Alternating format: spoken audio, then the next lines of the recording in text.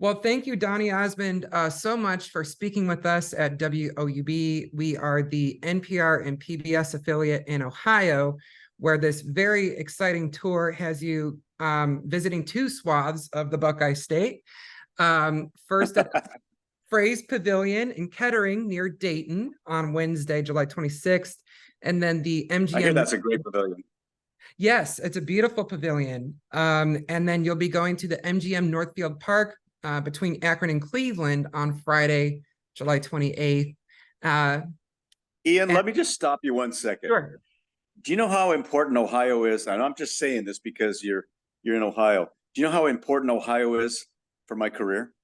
Well, that When was one one of the first questions, Oh, actually. perfect.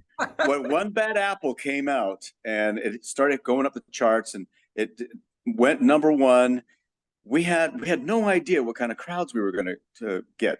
So the first two concerts we did, they were test concerts, Cleveland and Columbus. Okay. And I remember, this is a vivid memory in my mind, is that we entered the stage in a blackout. My brothers and I were stage left. The blackout takes place. We run on stage. Now, what I'm about to tell you happened in nanoseconds, right? We run out on stage in the dark, and there's all these screams, this screaming like crazy. And my initial reaction, I looked out in the audience. I thought, somebody's hurt. And then I realized, hold on, they're screaming for us. Oh. It was the most amazing feeling. So was that your first dose of that experience? Was in Ohio? That was in Ohio. Ohio was our first experience. Yeah. And then, of course, the Ohio State Fair. Yes, Marie talked about that with me. The Ohio State Fair was a real staple in your careers. Just that Ohio has always been a very, very important market for all of our careers. Mm-hmm. And to be able to come back to the state again is going to be a fun part of the tour. We kicked the tour off just last night, and it was unbelievable, unbelievable. And so we're all pumped up, ready to come to Ohio. Because you know what I did, Ian? When I put this show together, this is the show that I have my residency show in Las Vegas at Harrah's. And sometimes when people take big shows on the road, they pare them down a little bit because of expenses and things like that and ease of touring. I brought the entire production. I'm bringing Las Vegas to Ohio. Ohio is going to turn into Las Vegas. Okay. And I brought all my dancers, the full band, all the production, my crew, my stage crew, the huge video walls. And because I decided, when people come to a concert, this isn't a concert, this is an experience. People want an experience these days, not just a concert. Right. Yes, you're absolutely right about that. And I was going to mention, your residency at Harrah's has been extended. So you'll be performing 45 shows across September, October, November, and Vegas is a top vacation destination for Ohioans. So if they don't get to catch you on this tour because they're out of town or it's sold out, because it looks like it's pretty close to sold out, they can catch you there. But my understanding is that every show is a little bit different. And actually, I'm good friends with Jim West, who's the guitarist for Weird Al. I know Weird Al's a good friend of yours. And I love Al. Yeah, and Jim said, when he saw you in Vegas, his mind was just blown by how you had this massive bank of songs for people to request from. So is that going to be carried into the tour? Absolutely, and I call it the request segment. I've always wanted to do this in a show, and this show enables me to do it. Technically, I figured it out how to do it, but I put all 65 albums on the big screens behind me. And anyone in the audience can pick any song from any album I've ever done in my entire life, and we do it just like that. What's fun about that is the audience gets to hear what they want to hear, and the show changes every night. It's always different. So it's probably become one of the fan favorite segments. That and the rap. Have you heard about the rap? I have heard about the rap, but I don't want to butcher it with paraphrasing. So I'd love to hear about it directly from you. Okay, so I thought, how am I going to fit 6 decades of show business into one show?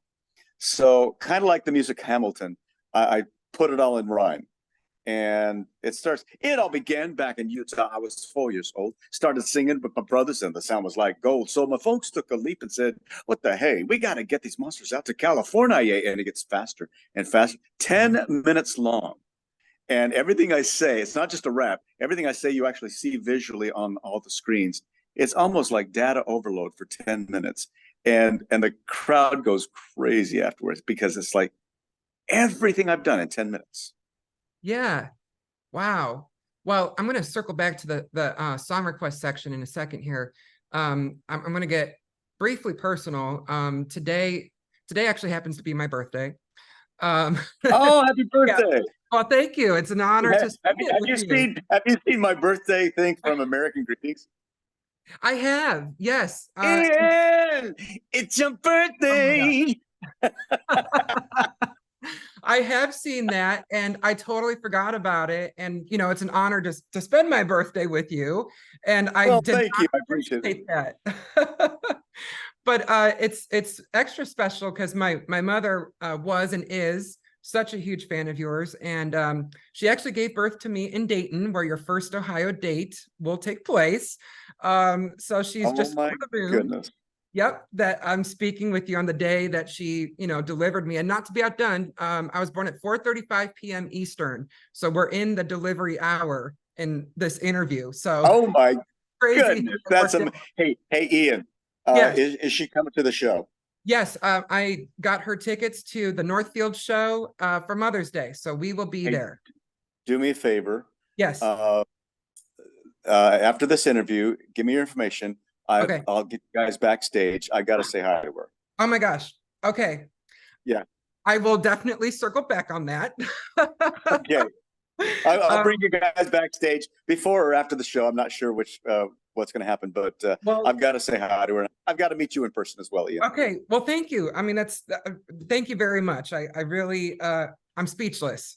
And I know you've got sound check before long, so I won't, take up the time with my stammering here. But something that I was going to bring That's all up right. in regards to, the request section in your vast catalog, my mom brought up that for Christmas of 1973, her top Christmas wish was the Alone Together limited edition album that contained a picture. The sticker says it includes an exclusive mounted and easel Donny photograph, and she still has it 50 years later. Stop. So she sent Are me you this kidding me? picture. Nope. Nope. She still got it. Oh my So goodness. it's held up for half a century. So kudos to whoever, imprinted it. That's awesome. Yeah, Yeah. when they came up with that idea to have like a insert on the album, I don't think anybody's ever really done it, and it's a pop out. And to find that album with that still having that pop out is kind of a rarity. Okay. But that's kind of cool that she's got that. And it's just amazing how well it's held up, it speaks to the quality of your products, Well, I tell you what, during this request segment, you got to have her stand up and request a song from that album. Okay. Okay. And you know what's really interesting is that segment I get, mainly the puppy lovers. I call them the puppy lovers, that demographic. But what's Yeah. really interesting, I just got a message. Families bringing their grandkids to my show. They know me as Captain Shang from the Disney movie Mulan. And in fact, we do that song. We turned the theater into a Mulan experience. Disney gave me the rights to use the film in the show, and we do the same stick fight dancing on stage as Captain Shang behind me. And because a lot of people don't know that I am Captain Shang, let's get down to business. That song, and it's like whoa. But these little kids, they request songs. The other day in Las Vegas, this little 9-year-old girl requested a song from my new album. And I thought, oh, that's kind of cute. Her mother is kind of prompting her to say something. And I said, what song would you like? And she mentioned it. And she said, can I sing it with you? I said, sure. I got her up on stage. And this little 9-year-old girl, she knew all the licks. She knew all the lyrics. She says, I listen to this song every day. So what's really interesting nowadays, with the advent of Spotify and YouTube and all these kind of things, a whole new generation has discovered who I am. And so the demographics, when I look out in the audience, it's just so wide and varied. It's pretty phenomenal. Yes, well, it's so funny you brought that up because literally I wrote down this whole, reflection, not to pun about Mulan because that was the closing song, Reflection. That was, Oh, but yeah, great song. yes, I mean, I was thinking about, this year marks the 25-year anniversary of Mulan. And, that was so popular when I was a little boy. And now my 5-year-old niece loves the movie. And what I started thinking about was, I'll Make a Man Out of You came out 28 years after One Bad Apple. So, Oh, my generation, when we were little kids and, rocking out to this contemporary Donny Osmond hit, we're parents now. And my parents were in first grade when One Bad Apple went #1. And my grandparents are 93 and 91. They just saw Marie's Christmas show with me in December. And my grandma was reminiscing about how much she enjoyed watching you on the Andy Williams show. And not many performers get to have contemporary hits that span 3+ generations.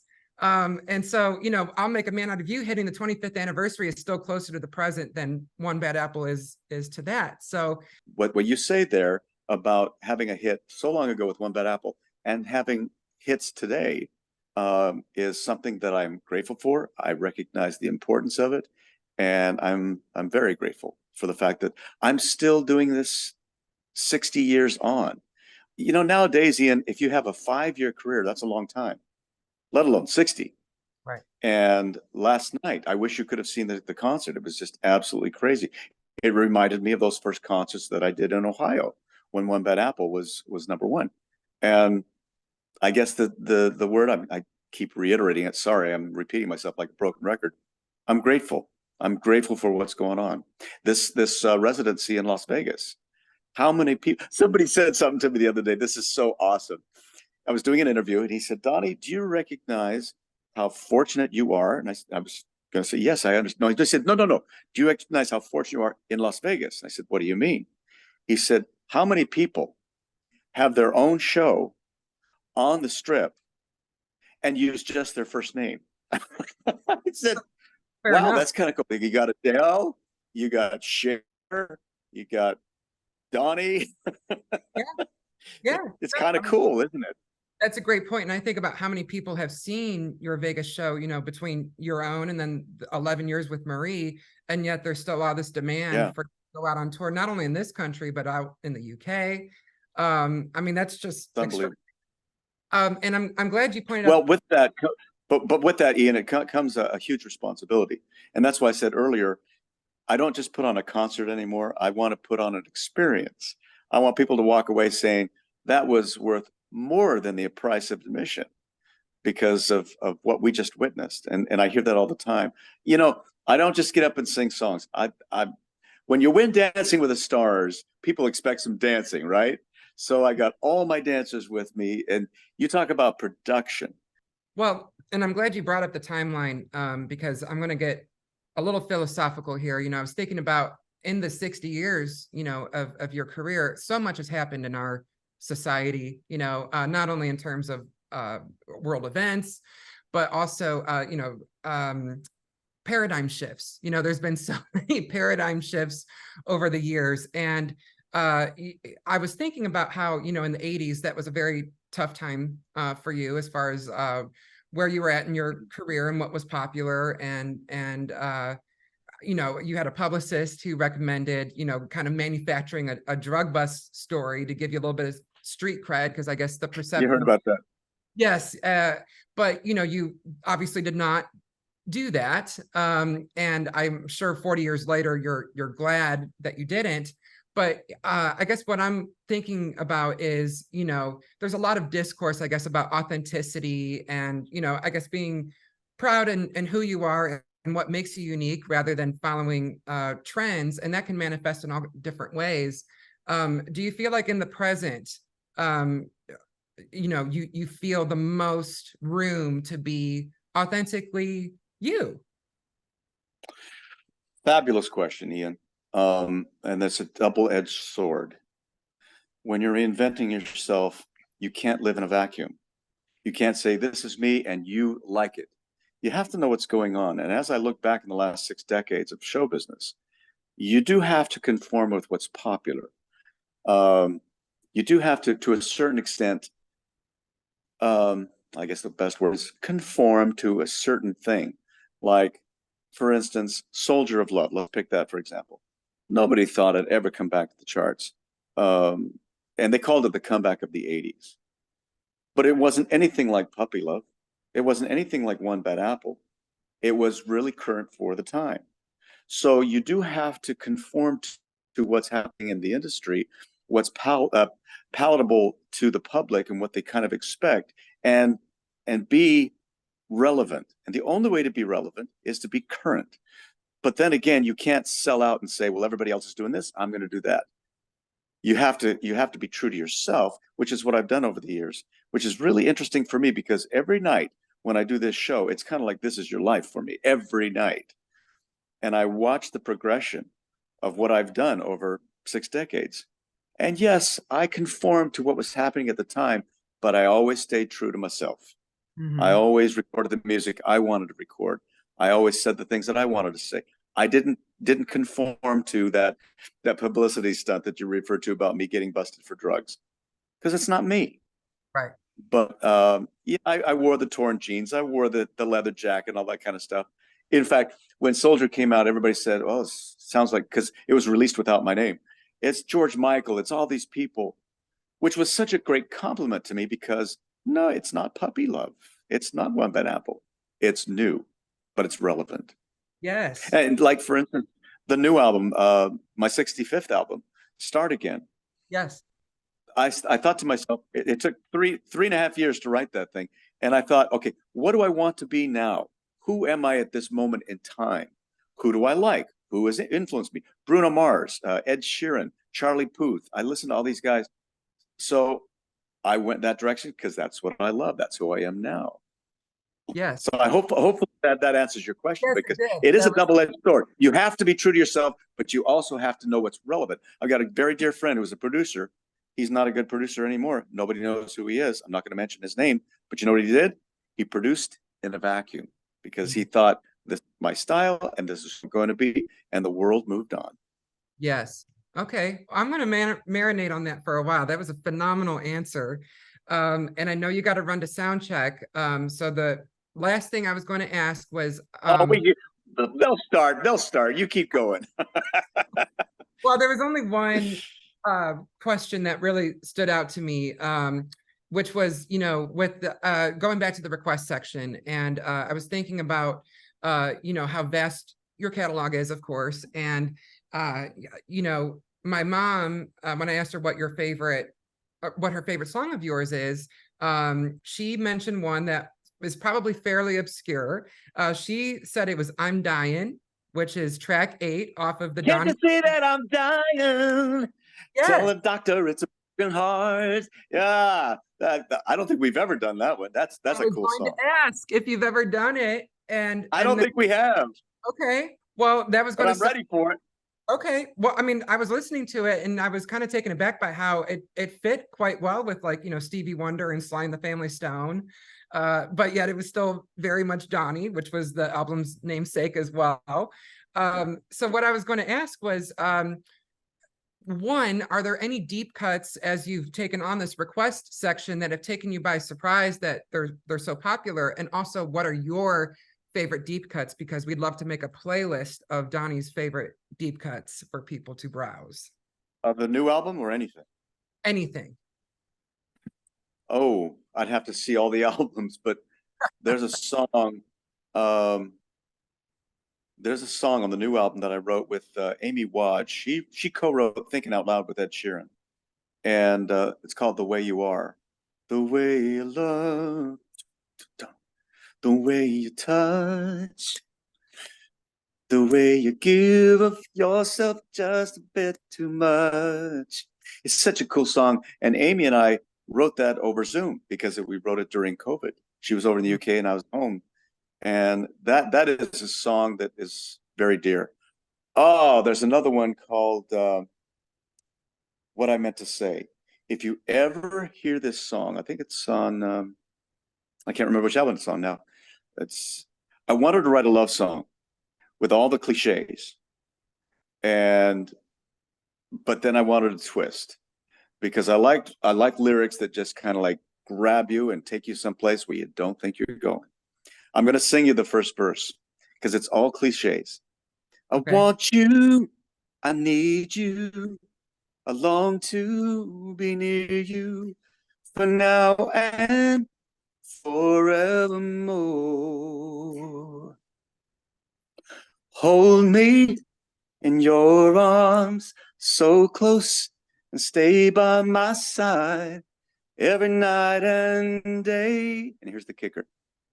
That is what I meant to say. He never said it. All these cliches, all these Uh, beautiful love. He never said it. That is what I meant to say. And he never said it. okay. And I was looking it Very up. cool lyric. Yes, and that's from 2004, what I meant to say. Oh, is that the name? Yeah, that's the name of the album. What I meant to say. What I meant to say. It's the title track. Okay. Yeah. Well, I mean, this has been incredible. I could, talk to you for a whole hour, but I know you got a show to put on tonight. Yeah. Um, Yeah. we want to thank you once again for speaking to WOUB. We're, thrilled that Ohio's been such a bedrock in your career and that there's going to be another chapter of that journey. And, me and my mom cannot wait to see you at the MGM show on Friday. Okay. It'll be my first Donny show, and I promise I'll get a t-shirt to complement my Marie shirt that I got in Marietta. Okay. Hey, I've got your name. You'll have backstage passes waiting in your name at MGM. Okay. All right. Well, thank you so much. I mean, I'm still processing it. So I'll say something more profound when we meet. Okay. Sounds All right. great. Well, thank you so Good much. to talk to you. You too. Thank you very much. All right. Take care, buddy. Bye-bye. Donny Osmond plays Fraze Pavilion in Kettering near Dayton on Wednesday, July 26th, and MGM Northfield Park between Akron and Cleveland on Friday, July 28th. For more information on his tour and his Vegas residency at Harrah's, visit his official website, donny.com. Thank you for watching WOUB on YouTube, and be sure to hit that subscribe button to catch more great content in the future.